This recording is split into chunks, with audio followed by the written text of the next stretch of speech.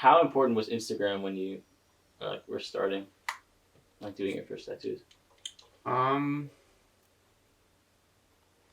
it's hard to say. Well, I mean, of course, Instagram was super important because that's how you kind of. I mean, Instagram is where the biggest clientele for tattooing is. Right.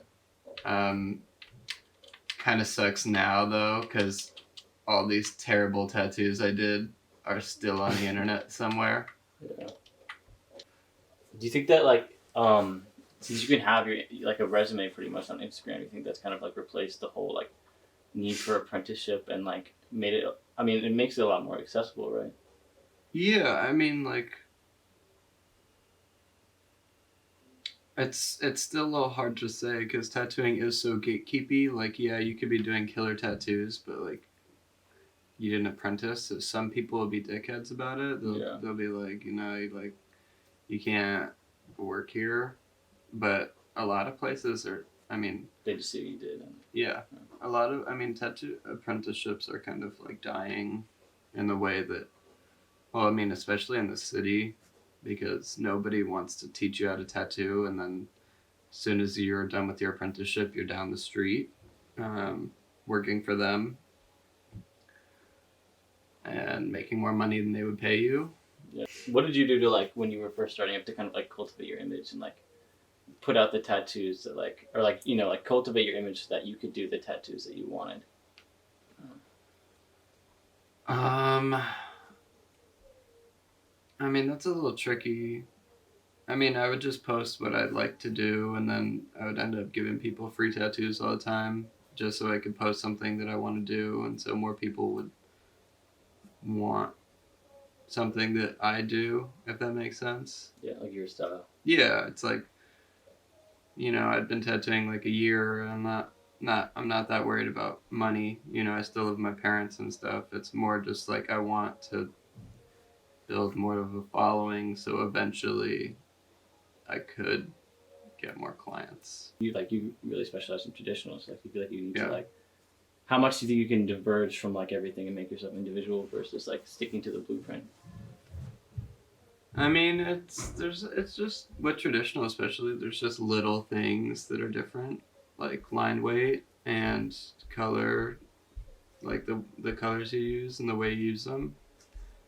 But I mean, using the blueprint with traditional is important. It's really important. Otherwise, you're kind of diverging into something completely different.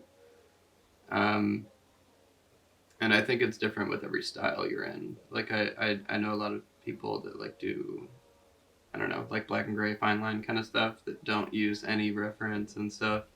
So with that kind of style, I think it's encouraged, if not like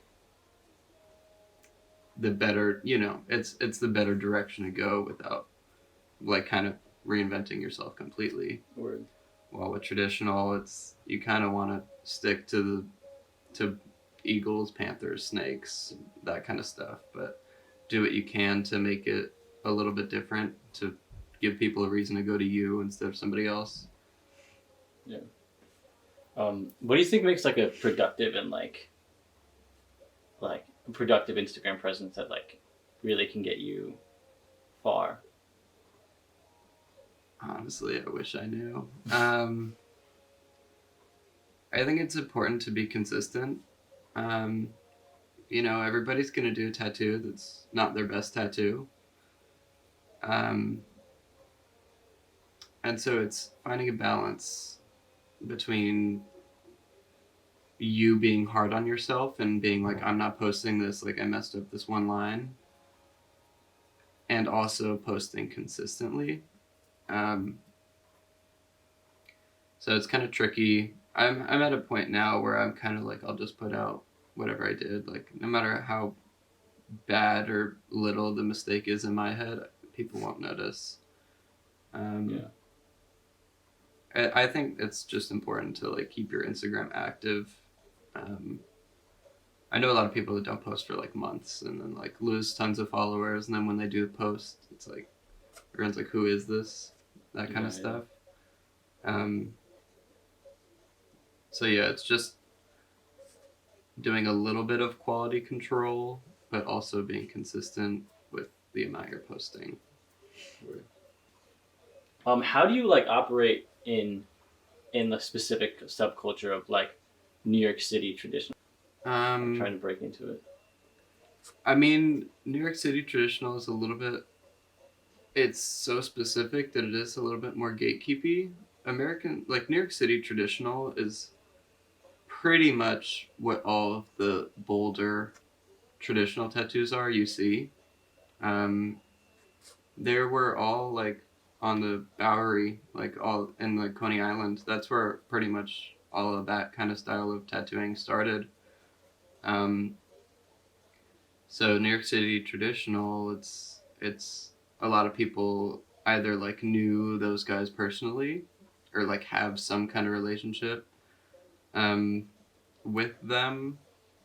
Like I've gotten tattooed by this guy named Rich a bunch, and he was like close friends with this guy named Tony Polito, which is a like he was probably the biggest tattooer in New York City in the '60s, something like that.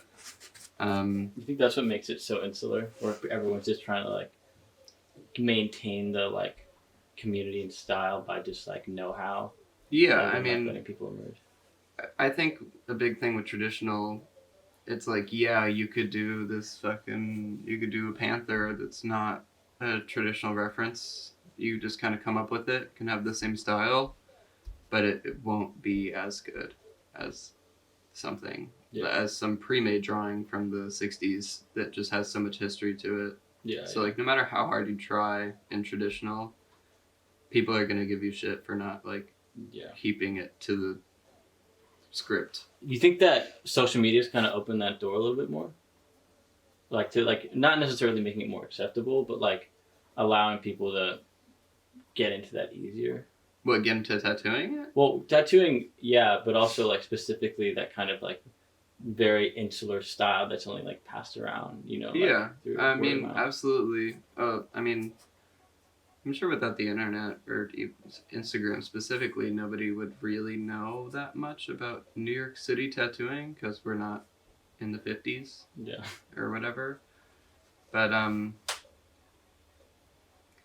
I don't know. I think what it is some of the biggest tattooers in the city, they all do the same designs, and people are, I'm sure, like kind of putting it together. They're like, what is going on here?